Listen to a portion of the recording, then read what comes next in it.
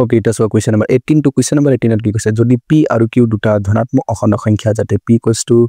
a b square আৰু q a cube b যত a আৰু b টা মৌলিক সংখ্যা মানে a আৰু b আৰু আমি ভাঙিব নোৱাৰো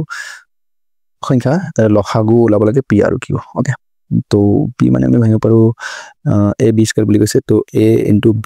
b ওকে b স্কয়াৰ আছে আৰু q মানে a cube আছে মানে a তো হৈছে এবাৰ পূৰণ আৰু আছে আমাৰ পূৰণ b ওকে তো আমাৰ b মিলি আছে আৰু a মিলি আছে তো g দুটা মিলি আছে তো এলসিএম ওলাব লাগে লসাগু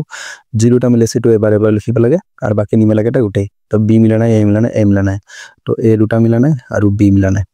তো a আমাৰ এই দুটা মিলি হৈ যাব a কিউব আৰু b দুটা মিলি যাব আমাৰ b স্কয়াৰ তো a কিউব b স্কয়াৰ তো হ'ব আমাৰ শুদ্ধ উত্তৰ তো হৈ যাব আমাৰ অপচন a টু শুদ্ধ উত্তৰ ওকে এনেকে কোৱেশ্চন নম্বৰ 19 তো এটা কি হয় তো যেহেতু বাৰ দিয়া আছে মানে 2 5 ৰিপিট হৈ আছে মানে পৌনপণিক হলে পৰিমেয় সংখ্যা ওকে খাবদি আৰু পৌনপণিক হলে পৰিমেয় সংখ্যা নেক্সট 20 নম্বৰটো কি বুলি কৈছে তিনিটা ঘন্টা 6 12 আৰু 18 মিনিট সময়ৰ ময়ে বাজে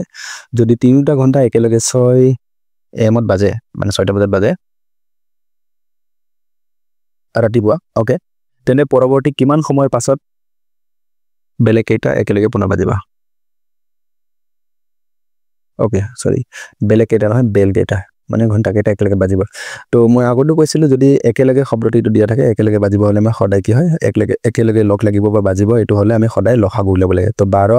6 12 আৰু 18 আমি লসাগু উলিয়ালে হৈ যাব 6 12 18 ছুটিহৰণ পদ্ধতি কৰিম তিনিটা একেলগে যাব 6 * 6 6 * 12 6 * 18 আৰু যাবনে না যায় গুটে কেইটা পূৰণ কৰিলে আমি লসাগু পাম অকলে এটো লিখিলে আমি গসাগু পাম তো এটো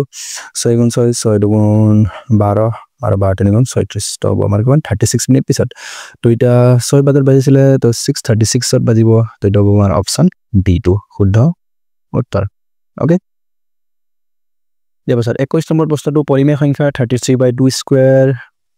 into 5 বৰ দশমিক প্ৰসাৰণৰ দশমিক স্থানৰ পৰিসংখ্যাত হৈছে না সংখ্যা যেটো 2